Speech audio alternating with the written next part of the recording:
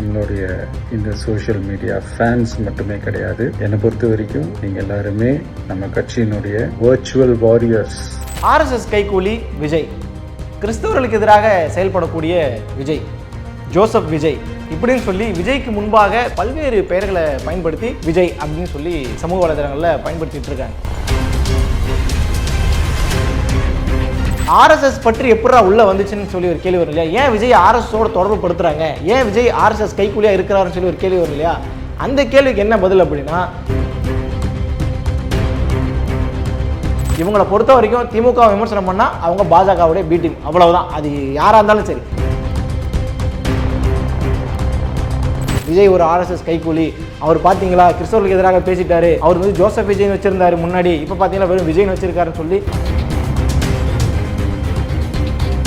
அதே போல் இந்த விவகாரத்தில் விஜய்க்கு எதிரான அரசியலை ரொம்ப தீவிரமாக சமகாலத்தில் கட்டமைக்கப்பட்டு கொண்டிருக்கிறது RSSோட பிஜேபியோட. ஏன்னா RSS பிஜேபின்னு சொன்னால் உடனே சிறுபான்மையினர் அவரை விட்டு விலகிடுவாங்கன்ற ஒரு. வேலை வேண்டுமா? ப்ளூ ஓஷன் இருக்கிறது. 10th 12th டிப்ளமோ டிகிரி படித்தவர்களுக்கு உணவு, தங்குமிடம், ESI, PF இன்சூரன்ஸ் உள்ளிட்ட சலுகைகளுடன் அனுபவத்திற்கேற்ற நல்ல சம்பளம் 15,000 முதல் 30,000 வரை. பெண்களுக்கு முன்னுரிமை. 2,000க்கும் மேற்பட்ட வேலை வாய்ப்புகள் உள்ளன. இப்போதே தொடர்பு கொள்ளுங்கள். Blue ocean. ஐத்தமிழர்களுக்கு வணக்கம். RSS கைக்கூலி விஜய், கிறிஸ்தவர்களுக்கு எதிராக செயல்படக்கூடிய விஜய், ஜோசப் விஜய் இப்படின்னு சொல்லி விஜய்க்கு முன்பாக தாவைக்க தலைவர் விஜய் பற்றி தான் பேசிகிட்டு இருக்கேன். விஜய்க்கு முன்பாக பல்வேறு பெயர்களை பயன்படுத்தி விஜய் அப்படின்னு சொல்லி இன்றைக்கி சமூக வலைதளங்களில் பயன்படுத்திகிட்டு இருக்காங்க. இது எந்த அளவுக்கு உண்மை? உண்மையிலேயே விஜய் வந்து RSSோடைய கைக்கூலியாக தான் இருக்கிறாரா? இந்த வக்ஃபு திருத்த சட்ட மசோதாவில் இவர் ஏதாவது பங்களிப்பு இருக்கா அப்படிங்கிறது தான் இந்த வீடியோவில் நம்ம பார்க்க போகிறோம், கூடுதலாக சில தகவல்களோட. அதற்கு முன்பாக நேற்று நடந்த ஐடி விங் மீட்டிங் ஒன்று நடந்துச்சு, தாவேக்காவுடைய மீட்டிங். அதில் விஜய் ரொம்ப அழகாகவே பேசியிருந்தார். என்ன சொல்லியிருந்தார் அப்படின்னா, இது வரைக்கும் நீங்கள் வந்து ரசிகர்களாக அல்லது வந்து சோஷியல் மீடியா ஃபேன்ஸாக இருந்திருப்பீங்க, இதுக்கப்புறம் அப்படி கிடையாது, நீங்கள்லாம் விர்ச்சுவல் வாரியர்ஸ் அப்படின்னு சொல்லியிருந்தார். மிகப்பெரிய அளவில் அது தாவேக்கா தொண்டர்களை குஷிப்படுத்தியிருக்கிறேன் நம்ம சொல்லலாம். இது நேற்று நடந்த சம்பவம். அடுத்ததாக விஜய் அவர்கள் வக்ஃபு திருத்த சட்ட மசோதாவுக்கு எதிராக விஜய் கட்சியின் சார்பாக தாவேக்கா சார்பாக மனு தாக்கல் செய்யப்பட்டது, வழக்கு தொடரப்பட்டது. அந்த வழக்கில் உண்மையாகவே தீர்ப்பு கிடைச்சதில் விஜய்க்கு பங்களிப்பு இருக்கா, அவருக்கான ஏதாவது அதில் அதை கிரெடிட் எடுக்கலாமா அப்படிங்கிறது தான் மிகப்பெரிய அளவில் விமர்சனமாகவே இன்றைக்கி உருவாகி இருக்கிறது. குறிப்பாக வக்ஃபு திருத்த சட்ட மசோதாவுக்கு கிடைச்ச தீர்ப்புக்கும் விஜய் அவர்களுக்குமே சம்பந்தம் இல்லை, எப்படி அவர் வந்து தொடர்பு படுத்துறாருங்கிற மாதிரி பல குற்றச்சாட்டை திமுகவினுடைய ஐடி விங் சார்ந்தவர்கள், திமுகவினுடைய ஆதரவாளர்கள் சமூக வலைதளங்களிலும் செய்தி ஊடகங்களிலும் பேசிக்கிட்டு இருக்காங்க.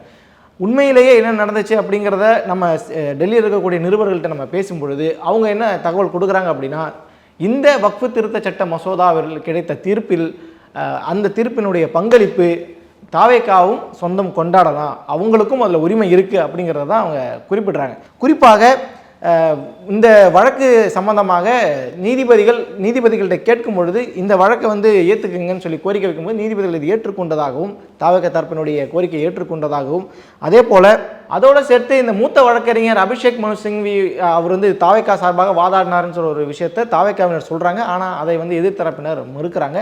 இதுவும் உண்மைதானா நம்ம கேட்டோம். அதற்கு என்ன தகவல் கிடைச்சது அப்படின்னா, தங்களுடைய தரப்பிற்காக ஆஜரானது என்ற தகவல் உண்மைதான். அவங்களுடைய தாவேக்கா சார்பாக அபிஷேக் மனு சிங்வி ஆஜரானது உண்மைதான்.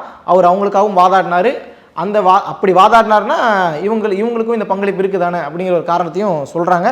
அதே போல் எல்லா வழக்குலையுமே அதே போல் நீதிபதி என்ன குறிப்பிட்டிருந்தார் அப்படின்னா, எல்லா வழக்கையும் ஒன்றாக 72 வழக்குகள் வந்து இதற்கு எதிராக அந்த வக்ஃபு திருத்த சட்ட மசோதாவுக்கு எதிராக போடப்பட்டது, அந்த எல்லா வழக்கிலையுமே ஒன்றாவே நாங்கள் கருதி எடுக்கிறோன்ற மாதிரி நீதிபதி சொல்லியிருந்தாங்க. அந்த அடிப்படையில் பார்க்கும் பொழுது அபிஷேக் மனு சிங்வி தாவேக்கா சார்பாக வாதாடியதாக தாவேக்காவினர் சொல்கிறாங்க.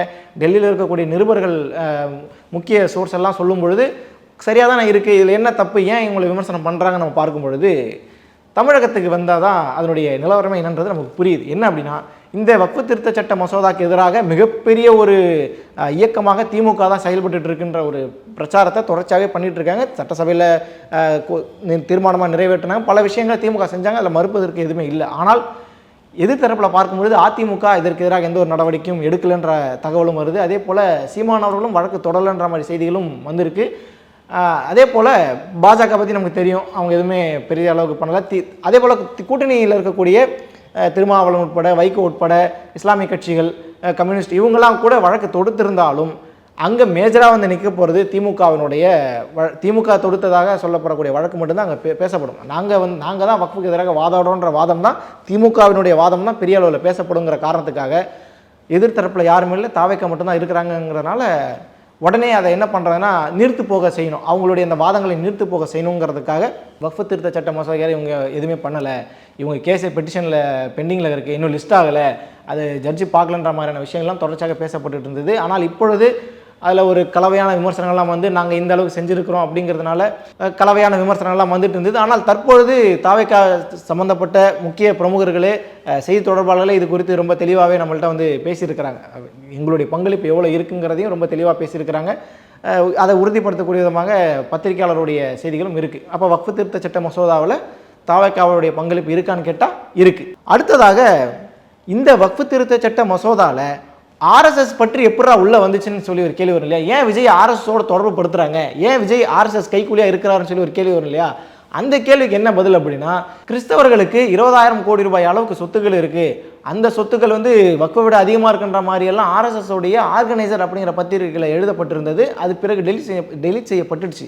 அந்த பாயிண்ட் எடுத்து வந்து இவங்க பேசிக்கிட்டு இருக்காங்க. அதாவது தாவேக்காவுடைய அந்த அஃபிடவிட்டில் குறிப்பிட்டிருக்காங்க, இது நீங்கள் எப்படி நீங்கள் பண்ணலாம், ஆர்எஸ்எஸ்ஸே டெலிட் பண்ணிட்டா நீங்கள் எப்படி பண்ணலான்ற மாதிரி ஒரு கேள்வியை கேட்டு, இதனால தான் நாங்கள் சொல்கிறோம் விஜய் அவர்கள் ஆர்எஸ்எஸ் கைக்கூலி அப்படின்னு சொல்லி சொல்கிறாங்க. உண்மையிலேயே ஒரு இது உண்மைதானா அப்படின்னு நம்ம பார்க்கும்பொழுது, இதற்கு எதிராக நம்ம கேள்வியும் கேட்டோம். தாவேக்காவை சார்ந்தவர்கள்ட்ட கேட்கும் பொழுது வெறும் ஆர்எஸ்எஸில் மட்டும், ஆர்எஸ்எஸ்ஸுடைய அந்த ஆர்கனைசரில் மட்டும் வரல, பல ஊடகங்களையும் வந்ததன் அடிப்படையில் அந்த தரவை எடுத்தோம். அதுக்கு எடுத்ததுக்கான காரணம் என்ன அப்படின்னா, 20,000 கோடி ரூபாய் அளவுக்கு சொத்தும் இருந்தால் கூட கிறிஸ்தவர்கள் அதை வந்து அவங்க தான் நிர்வகிக்கிறாங்க, வேறு யாரையுமே உள்ள நிர்வகிக்கல, அவங்க தான் நிர்வகிக்கிறாங்க.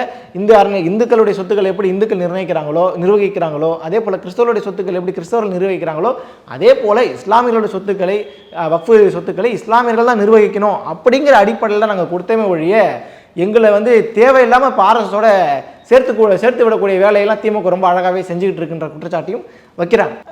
தொடர்ச்சியாக திமுகக்கு எதிராக யாராவது ஒருத்தவங்க பேசினாலே அவங்கள வந்து காசு வாங்கிட்டுன்ற விமர்சனம் பண்ணுறதா இருந்தாலும் சரி, இணைய ஊடகங்களில் அதே போல் பாஜகவினுடைய பி டீம், பாஜகவினுடைய ஏ டீம், சி டீம் சொல்லி டீமாக பிரித்து விடக்கூடிய வேலையை தான் செஞ்சுட்டு இருக்காங்க. அது எந்த கட்சிக்குமே பாரபட்சமே பார்க்காத அளவுக்கு செய்கிறாங்க.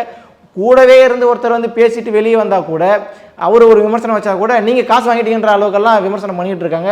இவங்களை பொறுத்த வரைக்கும் திமுக விமர்சனம் பண்ணால் அவங்க பாஜகவுடைய பி டீம், அவ்வளவுதான். அது யாராக இருந்தாலும் சரி, கூட இருந்தவங்க இல்லாதவங்க, தெரிஞ்சவங்க தெரியாதவங்க யாராக இருந்தாலும் திமுகவை எதிர்த்து பேசிட்டீங்க அப்படின்னா பாஜக பி டீம், அப்படி தான் ஒரு நெரேட்டிவை செட் பண்ணிட்டு இருக்காங்கன்ற மாதிரியான குற்றச்சாட்டையும் இந்த விவகாரத்தில் தாவேக்காவினர் வைக்கிறாங்க. அதற்கு உதாரணமாக தொடர்ச்சியாக பல்வேறு செய்தி ஊடகங்களில், இணைய ஊடகங்களில் நீங்கள் பார்க்கலாம், பல ஐடிக்கள் இன்றைக்கி வந்து இந்த விவகாரத்தை விஜய் ஒரு ஆர்எஸ்எஸ் கைக்கூலி, அவர் பார்த்தீங்களா கிறிஸ்தவர்களுக்கு எதிராக பேசிட்டாரு, அவர் வந்து ஜோசப் விஜய்னு வச்சுருந்தாரு முன்னாடி, இப்போ பார்த்தீங்கன்னா வெறும் விஜய்னு வச்சிருக்காருன்னு சொல்லி பல விஷயங்களை அவர் வந்து கட்டமைச்சிட்டு இருக்காங்க. நான் ஏற்கனவே சொன்னது போல் வக்ஃபு திருத்த சட்ட மசோதாவுக்கு திமுக தான் மிகப்பெரிய அளவில் லீட் ரோல் பண்ணிகிட்டு இருக்கு. ஆனால் ஆப்போசிட்டில் பார்த்தா நீ தாவேக்கா நிற்கும் பொழுது ஒரு அரசியல் கட்சியாக அந்த தாவேக்காவை கட்டம் கட்டி அவங்கள புறம் தள்ளணுன்ற வேலையை ரொம்ப அழகாகவே செய்வாங்க. எந்த கட்சியாக இருந்தாலும் திமுக ரொம்ப வலுவாகவே அதை செய்து கொண்டு இருக்கிறது. அவர்களுடைய பங்களிப்பை எதுவுமே பண்ணலை தாவேக்கா சும்மா அப்படிங்கிற ஒரு பாயிண்ட்டை பதிவு செய்யணுங்கிறதுக்காகவே இந்த மாதிரியான பொய்யான பிரச்சாரங்கள் எல்லாம் கட்டமைக்கப்பட்டிருக்குன்ற குற்றச்சாட்டும் வைக்கப்படுகிறது. உண்மையிலேயே நீங்கள் எதிர்த்திருக்க வேண்டிய நபர் யார் அப்படின்னு நம்ம பார்க்கும்பொழுது, இந்த வக்ஃபு திருத்த சட்ட மசோதா உடனடியாக தாக்கல் செய்யப்பட்ட பிறகு இதை முதலாக செயல்படுத்துவதற்கு இந்த வக்ஃபு திருத்த சட்டத்துக்கு ஒரு புதிய வக்ஃபு திருத்த சட்டத்துக்கு ஒரு புதிய வாரியத்தை உருவாக்கணும்னு சொல்லி முதலாக குரல் கொடுத்தது ஏதோ நார்த் இந்தியாவிலிருந்து இருக்கக்கூடிய மாநிலங்கள் கிடையாது. தமிழ்நாட்டினுடைய நட்பு மாநிலமாக இருக்கக்கூடிய, அண்டை மாநிலமாக இருக்கக்கூடிய கேரளா தான்.